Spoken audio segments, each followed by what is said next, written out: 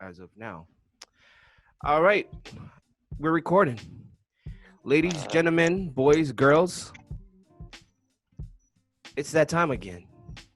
It's a time where we have another special guest. Again, this is Lessons Learned, ATW, along the way. That's the ATW. And it's your host, S.T.RAP. Today's guest, he is a sound engineer. He is from Uganda, but he's based in New Jersey. Today's guest, we go way back since the high school days. Ladies and gentlemen, we have Abe or Ab. However, how should people address you? Because I know you as Abbey, but most people call me most of the artists I will call me Abb, but everybody that knows me before music knows me as Abbey. All right. What's up, man? I've known you for a long time. You know, it was not on some music stuff that we know each other. So I know this whole episode could go, you know, maybe 15 years ago, almost. Like 2005. Yeah, it's a long time. Like, wow, 2000. Yeah, around 2005, 2006 through my cousin Iggy. Yeah. Through Iggy. Mm-hmm. You know what I'm saying? We used to, back then when I was still playing sports and shit. Right. I don't play sports no more. But I remember me and you met playing rugby. Right. Yeah. You did. You were like at McGregor College, high school. You were there for like maybe a year or even less than a year. And then you relocated. Yeah, then I relocated and I moved because at the time my family had some stuff that was going on, some shit that was going on. So I had to move to South Africa. And then I was out there with my dad for a while. And yeah, then I moved here after that. That's interesting, you know, because I always it was like a semester, you here, and then next thing, you know, I'm not seeing you on the team anymore, and you know, not seeing you in the dorms or the hostels they used to say. Nah. Yeah, you just you know what drew the line for me though? Drew the line for me was the drama shit, bro. Way they're whooping our ass for that drama shit. I was like, nah. Yeah, by the way, people, you know, I know we're living in the United States and that's unheard of, but we went to boarding schools and there was a lot of child abuse, even grown people abuse, because they get a stick and they flog your ass, you know, just to make you do stuff because for some reason they believe that that's a way to motivate you to do something, you know. So true, that's the back home way. Yeah. But yeah, after that was my first year there, and I think the second term we had to do the music and drama and act. I was with Oscar, and I think some teacher just came out of nowhere and slapped the shit out of me because I was in a practice, and I was like, you know what? If I get a chance to get out of this school, I'm gonna take it.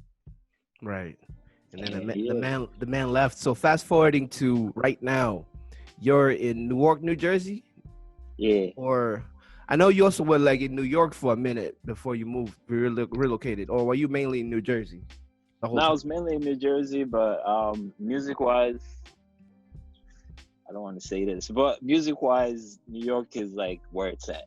Like, I mean, they have a lot of opportunity out there. Yeah, like New York is where it's at. So when it comes, even before music, like partying-wise, like since I moved to Jersey, like all my partying and whatever, hanging out, my little hustles here and there, I always make sure it's in the city. I always made sure it was in the city. So I was always in the city, no matter what time, what day, like, because I was literally like 30 minutes away, you know, right. 30, 40 minutes away, depending on traffic. So I was always in the city doing everything in the city.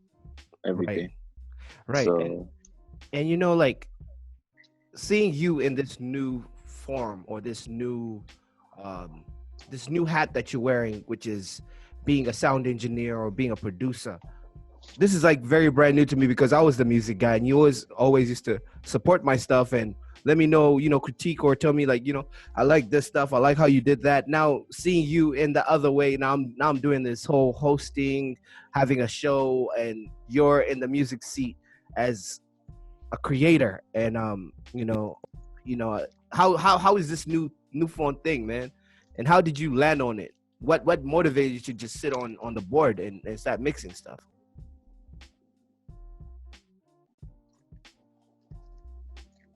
I ain't gonna front. You're one of the first people that I asked. Like, you're actually one of the first music people that I like confided in that I really liked music, because I knew a lot of rappers. Like, a lot of the niggas I used to hang out with in the hood and whatever, they were all rappers. Everybody in the hood raps, but like, I never, like, you were the first person I saw that really took it serious, like really, really serious, and like started putting time into it and like actually putting their craft out for people to critique and to see and to enjoy their art. So you was actually the first person I asked, like, yo, it was like years, I don't even think you remember, but it was years ago. I remember one morning, I was so tired of like all this hustling and trapping, and I'm like, you know what, let me call Strap. So I called you, and it was two people I called. It was you, right? And I got a friend of my cousin in the UK he's a rapper called Double S. Yeah. So I called the two of you, because back then he was just starting too. And I'm like, yo, Strap, yo, what you think about sound engineering? What you think about it? Like, you think if I took it serious? And you just gave me game, and you just gave me this whole spiel. And you were kind of like one of the few people that really convinced me, like, you know what, bro, try that shit. If you're really serious about it, just give it your all, and whatever happens, happens. But yeah, that's pretty much how I started music. I was just tired of like the life I was like after I left Uganda, right?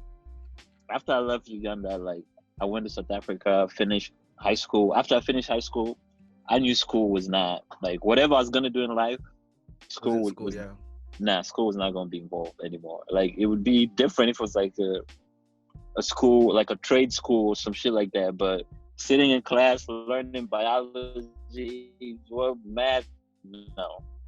Yeah, and now even things are changing. I knew it wasn't going to be part of it. So I took a break from, bro. Like, I took a break from school. So when I took a break from school and I got here, I remember when we first got here, my mom was like, yo, you want to go to college? And I was honest with her. I was like, listen, I was in high school and I was barely going to class. You think I'm going to get a $40,000, $50,000 loan a year? And you think that's not going to, like, this is going to be worse. It's going to cost me more if I'm still skipping class. And I knew myself. I knew I wasn't going to be in class. So she was like, all right, I respect your honesty. Right.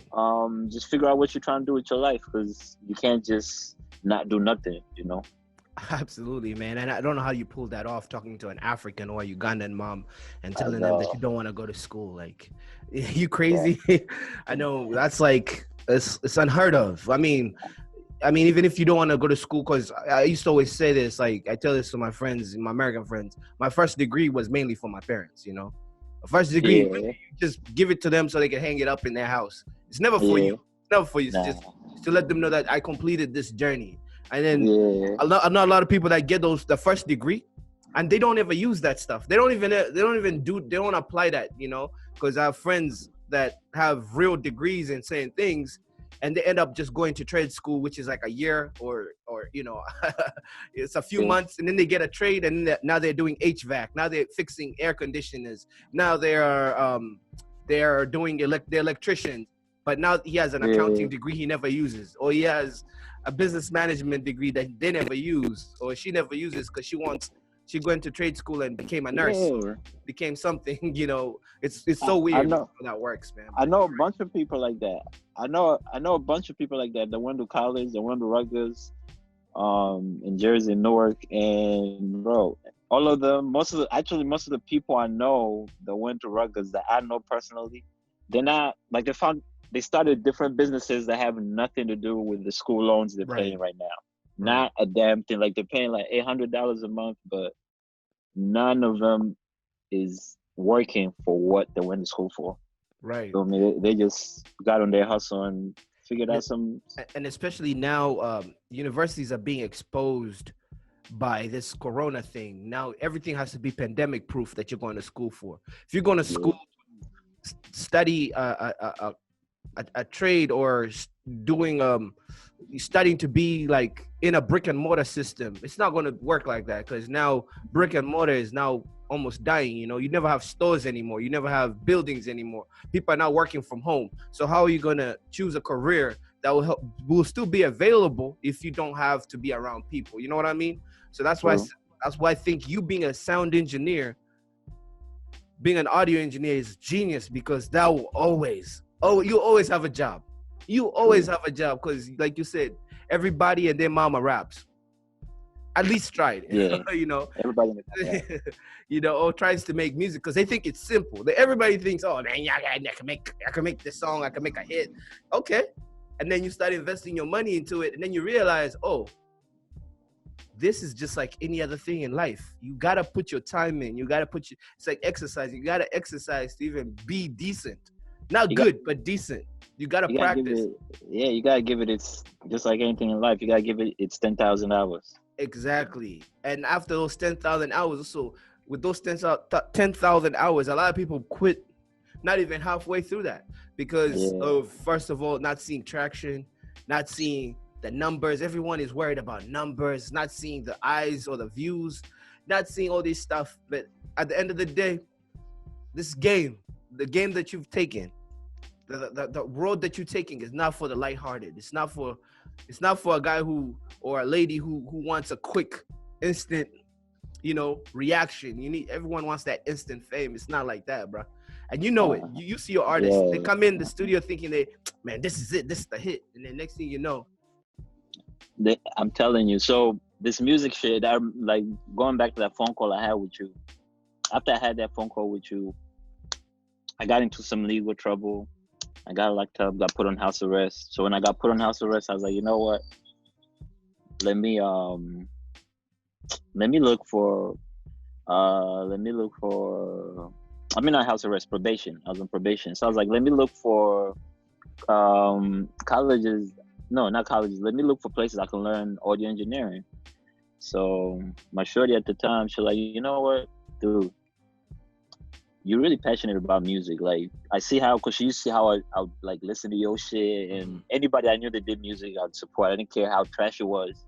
yeah. I didn't care what it was. I'd listen to it and I'll give you my honest opinion. If Right. it was like, I feel like there's something, and this was before I even thought I had, like, I was doing music. So she kind of helped me look, and that's how I found SAE in the city.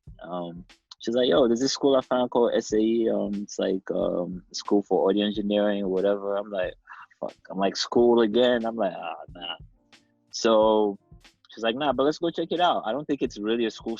So we'll go over there, we check it out. And we get there, I like it. I realize it's not no board campaign. Like, it's more like, dude, your classroom is actually an SSL board. Like in every room, there's an SSL board. You just come through for hours, sit there and practice. And that's actually how I ended up building my network in the music game. Because when I was there, I met up with a lot like of artists and like from all different boroughs of the city, like New York. I mean, from Brooklyn to Manhattan to Queens to the Bronx to White Plains. Like I met all sorts of artists from everywhere, like rock, rap, Afrobeats, Caribbean, and so that kind of helped me going to that school because it was like a couple months. Going to that school kind of helped me because I was able to meet like for somebody who did not know anybody about music except the people on my block that think they rap. Like I was kind of nervous about how I was gonna establish like a network of people that I know that are really as serious as I am about this, you know. So that kind of helped me. Actually, I believe the school helped me more for that than the engineering. The connections I made over there, like they were timeless. Like a lot of these guys will still make music. A lot of them, they still pass me clients. So some of them will even be my clients. They'll let me, like, you know, like that's pretty much how I got my network started in the engineering shit. Yeah. And, yeah. So how long have you been engineering so far, if you count like your time from the way you started to now? Like, Probably like close to 5 years. nice. So Close to 5 years. a solid 5 years. Do you see? That's okay. Before you start engineering, do you see a difference when it comes to how you listen to music nowadays? Because you can hear a horror. Like back then, you just listening to listen.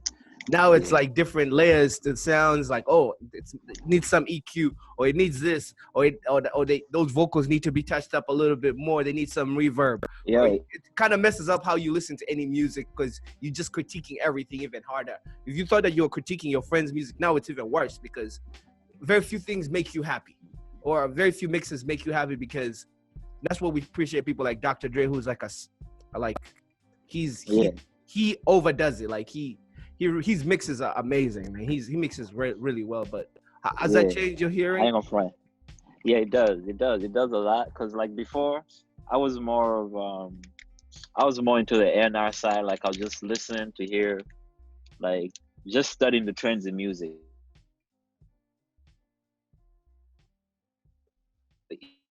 The compression and how clean mixes are, and I never realized how trash most of his mixes on the radio are. And like you listen to it different now because you critique like different shit. Like my homie, like the artist that I work with the most, Ablaze, he's like my business partner because we started that shit together. But he always used to tell, because when I met him, he was always a songwriter, and he always used to tell me like, yo, me, I listen to songs different. When I'm listening to song, I'm judging how good the writing is. Like, I'm trying to see how good the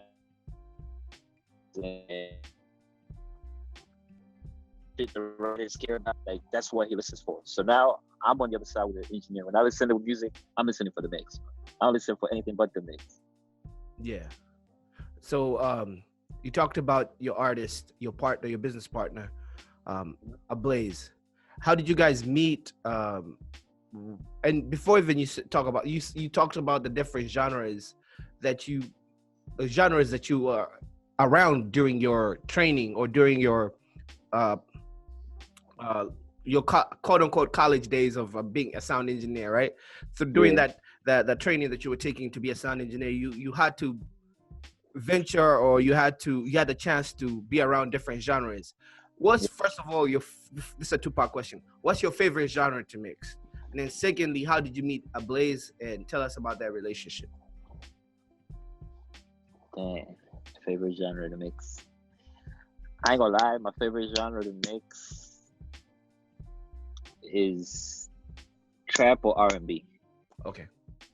I like trap. Like, as much as people like get on trap artists for their vocals and their lyrics, bro, their production is on a whole nother level. Like, their production is on a whole different level. Like, when you listen to a trap beat and the arrangement of the beats, and like, I believe like in trap, the producers and the engineers are the artists when it comes to trap. When it comes to old school rap, of course, you gotta respect the lyricists and whatever, but these new, like, trap, I feel like they took it to a whole nother level when it comes to engineering. Yeah, I mean, it's interesting you saying that the beat arrangement, or the sound arrangement in a trap beat, but I guess there's so many borrowed drums. Like, you could see, it's the same kit. You could hear the same 808s, the same claps, the same different sounds. Like, it's the same beat, it's the same. I mean, it's different sounds, but like song arrangement, you could hear.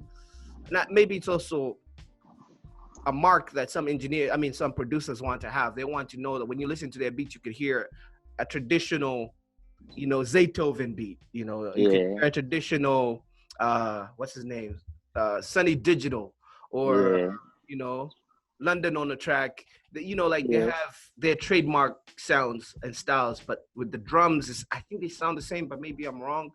You know what it is?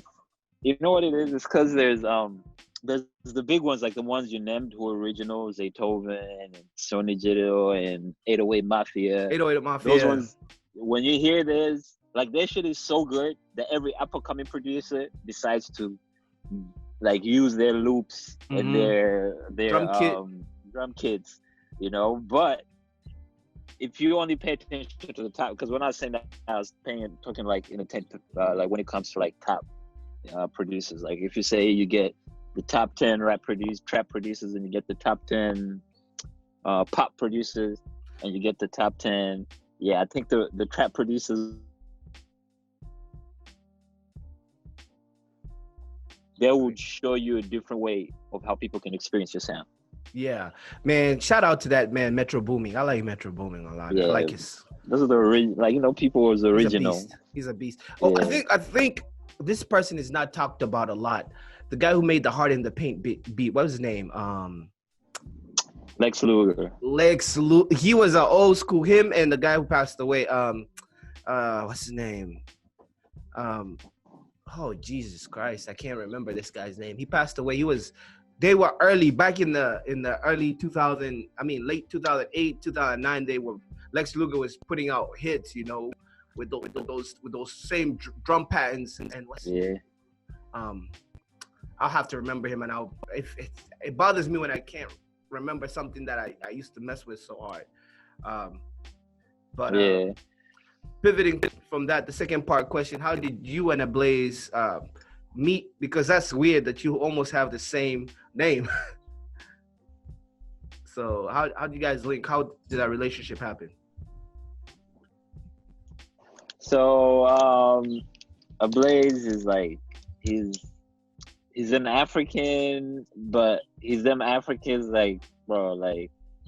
So I first met him through a friend of mine called there's a Uganda. I don't think you know him. He's called Innocent. When I moved to Jersey, he was the first Ugandan that reached out to me. He like, yo, what's up? Come through. I go to college at Rutgers in Newark. I know a couple people. Just come through. Let's hang out. I'm like, all right, cool. So I get there. I'm like, yo, you know, I'm not a big drinker. I smoke more. Anybody who here who can hook me up with some weed? Say like, you know what? There's my man's. He's coming through. That was Blaze. Let's talk about Blaze. Like, there's my man. He's coming through later. He always got smoke, and he always knows who got the smoke. So when he came through, me and him chopped it up, and then we realized, like, when it comes to like everybody at the party, I think it was just me, him, and maybe the girls that were there that were just smoking. Everybody else is a drinker and dancer, and we start chopping it up. Then he starts telling me he does music, like he writes songs and whatever, and we not even on some music shit, but he just, you know, like how people chop it up and whatever, just letting me know what he does. And me and him just started kicking it, and we just started linking up ever since. And this is what, maybe 8 years ago, maybe? Yeah. I think 8 years ago. We met in Newark, you know what I'm saying, through a mutual friend. And then from that, you guys are now business partners. I've been noticing, and I've been seeing on your IG, your different other social medias. He's been putting out songs after songs, and his main focus is Afrobeat. Am I right? I'm listening to a lot of Afrobeat that he's putting out. Yeah. He likes to do Afrobeat, like, because he's Nigerian. He was born here. But he's Nigerian. He was raised in Nigeria. He was born here. Then when he was a certain age, they moved back there. And then after maybe lived there for a couple of years, they moved back here. So yeah, he loves Afrobeats. And another reason, he actually writes for. He writes for rap too. You know what I'm saying? But the problem with rap is, the lifestyle is hectic. Oh yeah. So, rap. Especially, I don't know about out there, but if you live in the inner city and you're trying to do rap, like, your neighborhood got to be behind you for various reasons: security, ego, just your neighbor. If you don't have a neighborhood behind you, it's very hard. I'm not saying it's impossible, but it's very hard to make it if your neighborhood is not behind you. And we're just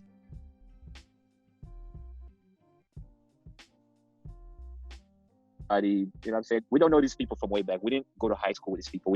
So we're like, you know what? He loves Afrobeats. I was like, you know what? I'm going to try Afrobeats. You know what I'm saying? He already loves it. He already listens to it all the time. I'm like, you know what?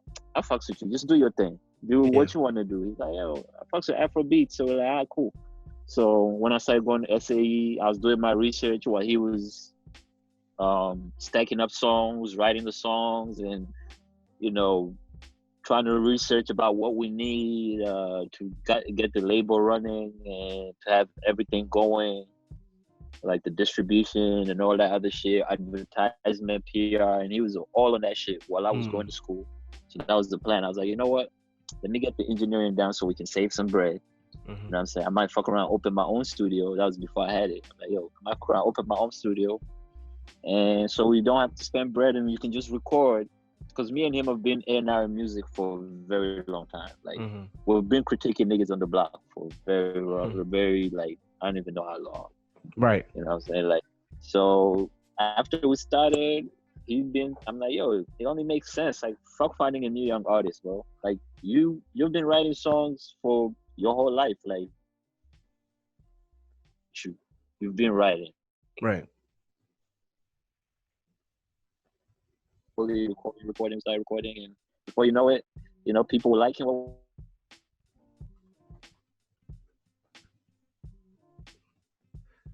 We're having a bit of a lag, but hopefully it'll get better.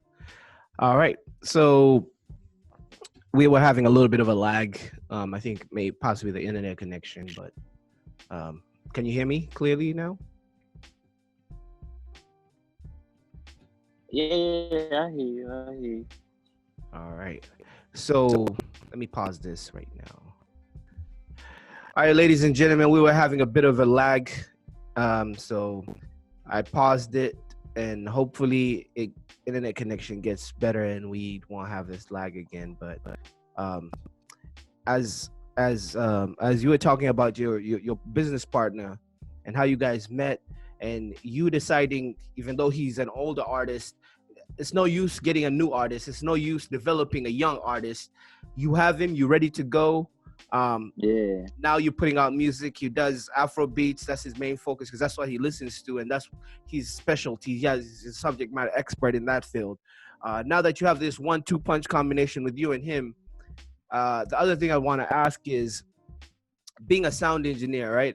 I think it's the most expensive part of being an artist or in the music industry, because the equipment alone can run you at least 10 grand if you're trying to have like a solid studio. But I know in this new day and age, you can record. I mean, you could make a quick setup. All you need is a good microphone. Most people, I like to mix my stuff analog. I know some people use software, stick to software. I like analog because it has a richer sound. It's thicker. It's you know what I mean? There's a weird sound. I like analog, but maybe that's the old school in me.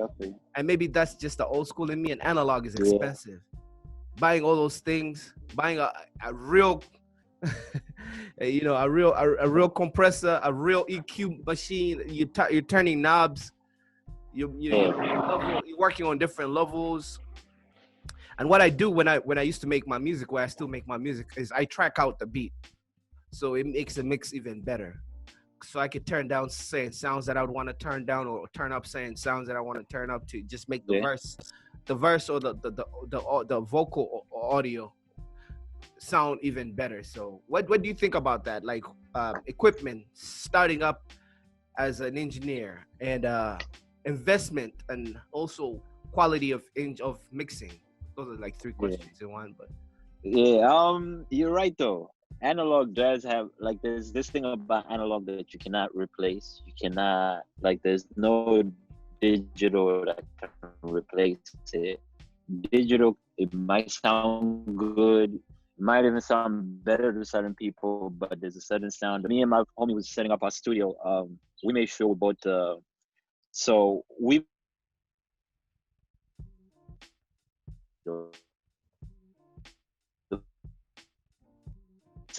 is analog, then the mixing is when we do the digital. So we make sure we bought an SSL, an SSL preamp, and we bought it's called warm audio. We bought a little warm audio compressor, like the one that looks like the LA2A, and and a dope mic. And I feel like if you got those three, if you got a dope mic, a dope preamp, and a dope analog compressor, then everything else would just balance it out in digital. So, you're right though.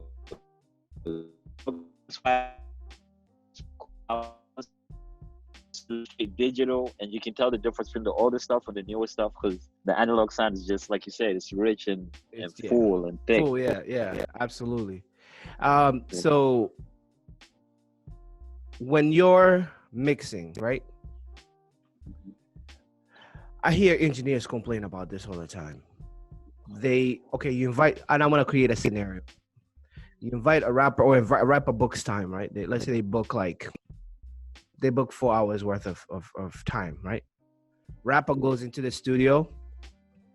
Out of those 4 hours, they're using 1 hour to write lyrics, right? It happens all the time. 1 hour to write lyrics. Yeah. The other hour, they're inviting their friends who are going to be smoking, drinking, being just killing the whole vibe. The engineer is already getting pissed off because, first of all, it's nervous when you're around some hood dudes. You know, of course, most studio engineers got their gun or something. They got their cameras and whatever. But your back is always they're watching your back. So I feel uncomfortable whenever I leave my back to a bunch of people I don't know. Because a lot of crazy stuff happens in studios: killings, robbings. A lot of weird stuff, especially if you're inviting your studios at home, you have your family, you have your kids, you have whatever. That's why, studio engineers usually have something. They have that yadamine on them. They have that thing. I feel you.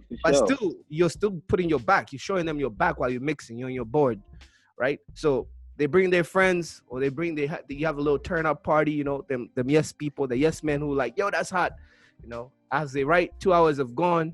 The next hour, the third hour, they're starting to lay their vocals down. And then they're having little mistakes here and they're like, run that again, or they want to punch in, or whatever their style is. Or some of them feel like they're Jay-Z. I'm just gonna go in and, off the top, or some of that stuff. Most of them think they're off the top. So 4 hours, 3 hours have gone into all that to laying one verse or two verses. Now they want you to create magic in 1 hour. How do you feel about that? Do you create your best at that short time? Because I know rappers or musicians can be annoying and irritating. Side story. That's one of the other things when I first figured out about audio engineering. There's a friend of mine, I'm not gonna say his name. He's one of those I rap on the block type of niggas. Yeah. We'll go to the studio 5 hours. I was one of the dudes, the ones you talk about, the couch, smoking, breaking. Yeah. Bro, when the studio 5 hours, I slept probably 3 of those 5. Yeah. I woke up with like an hour left. This dude had only laid down like one verse. 5 hours, not even a full 16. And that's when I looked at the engineer and I was like, yo, that's all he got? The engineer was like, yeah, that's all he's done. And I asked him, like, yo, how much you pay for the studio? He like, 100 an hour. And I'm like, how much you pay you, the engineer? He like, yo, because he's paying the studio, I give him a discount. I'm for free. Like, I'm included in it. I'm like, so who owns the studio? He's like, I own the studio. And then that's when I was like, you know what? This shit might work. But yeah, to that point though, I don't know why rappers do that. I'll do the best I can, you know what I'm saying? If not, because usually when people come to the studio, mixing is not included unless you're my homie. Like, you just come in and lay down vocals. I might give you a light mix, some presets and whatever, but the actual mix down is not included. That's usually extra. Yeah. Feel me? So if you're coming to record and you want to waste your time, now it's different if you have the 4 hours, you came in prepared, you already wrote your verse, you've already been practicing at home, you come in, you lay down that verse in fucking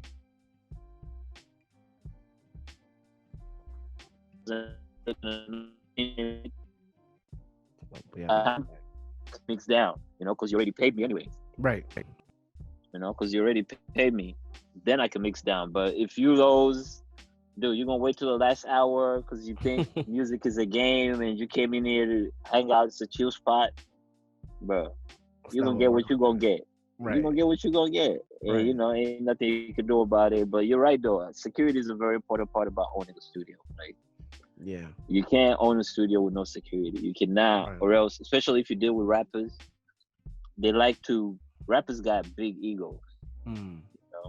They got big egos. So every once in a while, they like to they'll try to punk you. You know what I'm saying? Like, so you definitely gotta let them know, like, dude, you come in the studio, I'm not having that. You know what I'm saying? Like, I'm protected. I'm taken care of. So if you try some bullshit, I will defend myself. You feel me? But yeah, for the most part, dude, I'm a businessman. I'm all about. I don't laugh. I don't joke. Like, and it's so crazy because like most people know me as a joking, a funny guy, whatever. Right. But in music, I'm not the funny joking guy when it comes to Right. music. Like, I'm about my business. I'm about my time. I value my time. I value, like, as you should. Like, if you look at any big successful people, time and they value their work. They take their work Right. seriously. Right. You know what I'm Right. saying? There's a reason Drake still records in a room by himself. Right. Feel me? He's the biggest artist in the world. There's a reason Jay-Z does not have an entourage in the studio. There's a reason Nas just sips a bottle of wine and records. You feel me? Because you get more work done when you don't have the fucking entourage with you. But a lot of rappers don't get that. Right. And it's a vibe. Like, it can mess up the vibe in the studio when you have like a lot of noisy people where you're trying to mix. You're like, yo, guys, you're talking over. I'm trying to listen to the monitors so I could get this mix done. You guys are yelling, being belligerent. You know, people are spilling stuff. There's a rapper who has a cup, wants to sit next to your board. I'm like, nah, bro, this is expensive equipment, bro.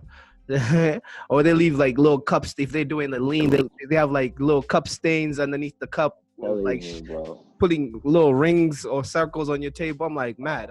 Because I used to mix, but you know, I'm not. I would never call myself an engineer. I put a light mix. I have like default, like you could slap default, you know, EQs and not really.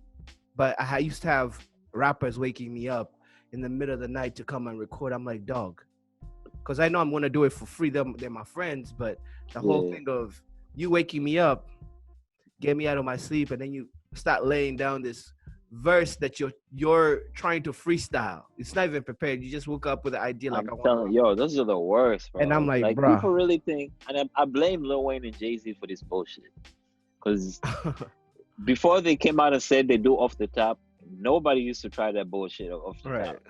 But the moment Lil Wayne and Jay-Z came out and said, oh yeah, we do off the top, now every new guy, they don't realize Lil Wayne has been rapping since he was 14 years old, 13, 14 years old. He's almost 40 years now. Of course he can go off the top. He got like almost fucking 30 years of experience. Yeah. For how long? Yeah, he can do it. But you're not him. You don't have 30 years experience in the game. You cannot. You know what I'm saying? It's like, I'm not gonna, the way I engineer is not the same way a fucking, you know, somebody who's been doing it for like Mike Dean. It's not the same way he does it. You know what I'm saying? Mike Dean gonna be quick with it. He's gonna, like, it don't matter what you give him, he's gonna come out with some good shit. I don't have 30 years in the game. You feel me? So I'm not gonna I'm not gonna act like I'm on the same level. I'm not even gonna try to act like, yo, I can do something he can't. You know, but rappers don't get it. Once they hear some big rapper say he does something, oh yeah. Well, that I could do it too now. You can't play the game like Michael Jordan.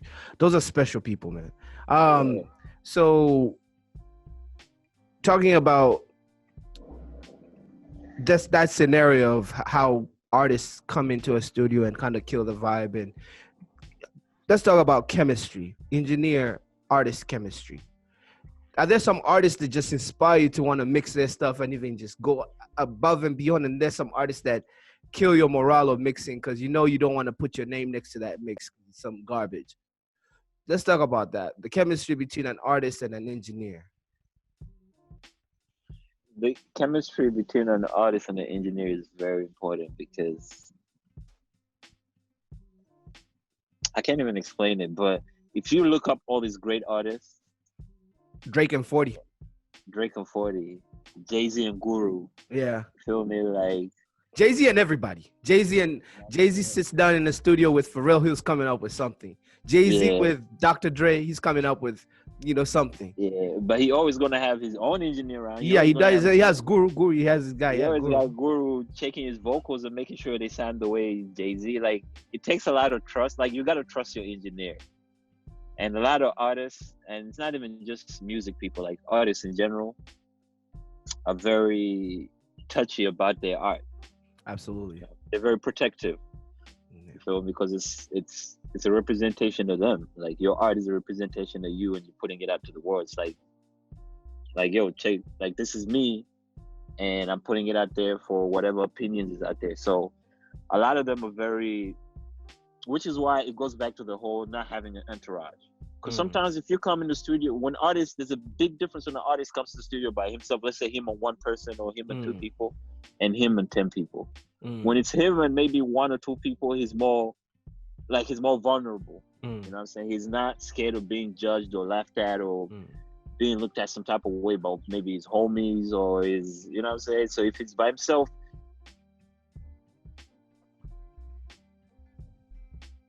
engineer or even the producer, you know what I'm saying? Because sometimes it will be like a session of all three of us, or if it's just me and the artist. But if you trust whoever, like I feel like artists should always trust whatever technical sound person they're working with. Right. Even if it's like on the road, you know, your sound people on the road, like you should form this kind of bond and chemistry and trust with them. Because if you don't, like I feel like this a vibe, like you can't lie to people about a vibe. Like people can tell. Like you can tell, like, dude, you didn't care about that, you cared about that. You didn't care about that. So I think it's very important for artists and the engineer to find a middle ground and just have this chemistry. Like y'all don't have to be friends, but when it comes to working, just worry about making the best song. Like don't worry about let's worry about making it sound the best it can sound. And you can't do that if you're not letting the engineer, like if you're not listening to what the engineer has to say. You don't have to do what he has to say, but at least listen. Yep, I agree. I, for one, as an artist, I used to struggle with engineers that I knew didn't have the best of interest for me, because either I was from Uganda, or either I didn't have any flashiness to me, and I was not someone that would bring customers to them. So I felt like I've dealt with some engineers. I've had engineers with amazing chemistry. We had an amazing chemistry. We're in the studio. We bounced off ideas off each other of how the sound should sound like, and they give me input. They allow me to participate in the mixing, right? And then you had engineers that literally want to waste your time so you could just stay in the studio longer, and you could see that they're faking, adding extra stuff on one little thing. I'm like, bro, I have limited time. Don't focus on the bells and whistles. Let's get this thing done. And you could see that literally, and this was in LA. I went to LA with a group of friends. I was performing back then, and then a friend of mine booked 8 hours of studio time. Out of those 8 hours, 2 solid rappers, 2 producers, we were there cooking. Out of those 8 hours, we also paid for an engineer, right? They paid for an engineer. Out of those 8 hours, bro, 1 song was made. 1 song, and the mixing of that song took forever. And I could blatantly see that the engineer, we chopped our verses quick. We laced our verses quick, laid them out, but the mixing took forever. And this dude was like intentionally time hustling us. Yeah. I saw that. And I was like, yo, I didn't like it. Yeah, a lot of engineers do that. A lot of them are in it for, especially if they own the studio, if it's his studio, yeah, a lot of them are going to try to like milk as much of the time as they can, just to get more. Bro, we were in Hollywood. We were in North Hollywood, I think. We were at a studio where people like Sean Kingston record their music in there. Big artists record their music. Do you know how much an hour costs? Ridiculous. Can't imagine, plus the engineer, and 8 hours. This guy blocked out 8 hour frame. So he's going, like, I think he spent close to almost $1,000, or even more. I don't know. But with that being said, seeing that and then seeing the end product is a horribly mixed song. I mean, none of us, that song has never come out. I mean, worth just only mixing. Don't say that. The song has never come out because no one was satisfied. We just went back to our hotel. We're like, you know what? All right. Because the next day we had a show. And that was like, we were excited going there because the studio was amazing. I'll send you pictures of the studio too. It was ridiculous. Yeah. But the guy was, I think, high on acid. I don't know what he was doing, but anyways, switching from that. It's good to have your own engineer with you, because if you got your man, your man's gonna be like, because like me, whenever I go with Blaze, like we rent this because sometimes we do rent the big studios. You know what I'm saying? Mm-hmm. And if we feel like the the engineer is bullshitting, I'm gonna let him know, like, dude, stop bullshitting, bro. Like, Yeah. we ain't got time. We gotta We know go. we know what you're doing. I'm engineered too, bro. I know what you're doing. Yeah. You know, that's why it's always nice for you to have that one engineer that you trust. That's like, you know, Absolutely. that got your best interest. Absolutely. So let's talk about software. What's your preferable software to mix with? Are you Pro Tools? Are you Logic? I'm Pro Tools. Okay. I'm Pro Tools because That's like industry standard, pretty much. Sorry, I'm lagging. was in most of the big studios I was in on the come up was Pro Tools. Mm-hmm. So It was Pro Tools. I noticed that I noticed all the big Always studios have bundle. Pro Tools. I'm a Logic person. I like Logic. Pro I said Tools, and then you give me yeah. yep. I'm on Logic most of the time. Logic is my go-to. I record on Logic but you know, either or. I mean, as long as you get the final product that you want, you know. Yeah. I can use Logic. Logic would be my plan B, but other than those two, I can't use anything else. So it gotta be one of those two. Okay. All right. So most people that are self-taught. Sorry, you're breaking off. Cannot hear you. All right, you're saying most people that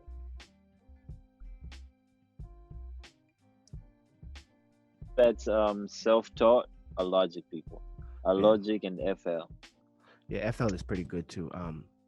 So let's talk about what was the last book you read? Damn, that's a hard question. Oh, you're not not into that. Nah, All right, I got I'm not you. a book guy. You know Okay, what's the it last is? movie you watched? What Let me tell you movie? what it is. Let me tell you what it is about me and books. And it's not something that we realized up until I got here. Like, mental health over here is something to pay attention to. Back home, we don't. We don't care. You feel me? So, as crazy as this sounds over here, I was diagnosed with anxiety. And one of the things that triggers anxiety is big books. So if I'm to read a book, I'd rather listen to a book. Like, my girl, she put me onto audiobooks. So she'd be letting me listen to audiobooks like Rich Dad, Poor Dad, like, you know, some little business stuff, like, because she loves to read. Yeah.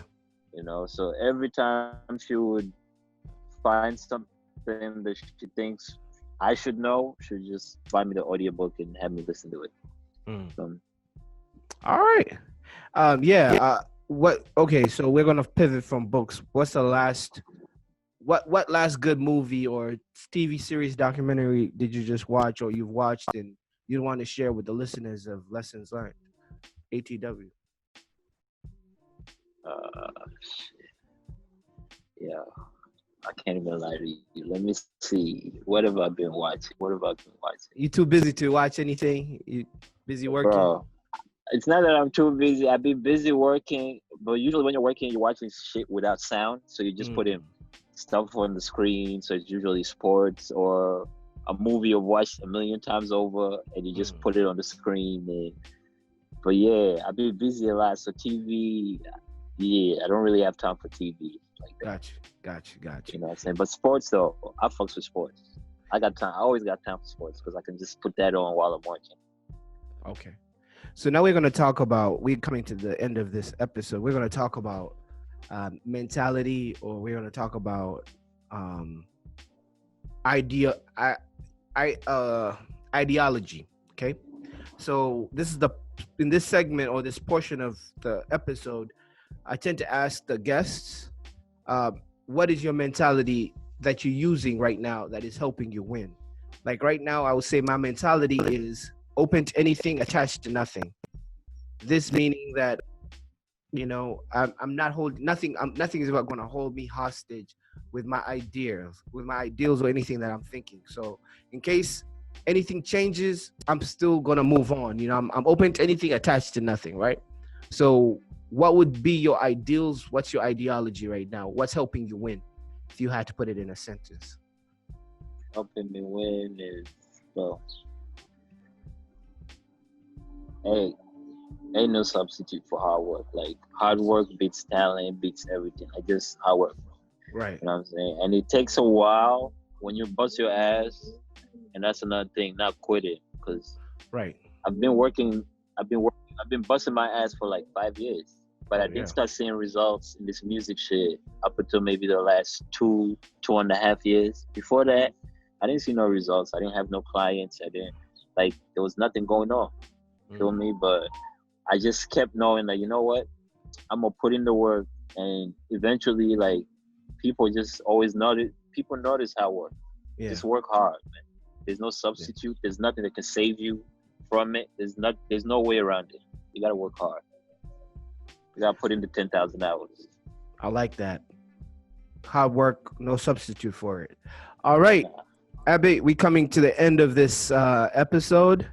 I'd like to thank you for sitting down with me on this Sunday post 4th of July. I know you could be anywhere doing anything with your fam or with the wifey or whoever you know, but you decided to come and virtually sit down with the people, lessons learned along the way, man. I thank you for your time, bro. I thank you for having me on here, man. I see you putting in the work with this platform. It's a big platform. I fucks with it. You know what I'm saying? I really like it. I learned a lot of things already from watching like a couple of your episodes, seeing a couple of your interviews. So, you know, keep doing what you're doing, bro. I like it. Man, you know thank you. Thanks for having me on here. Absolutely, man. My pleasure.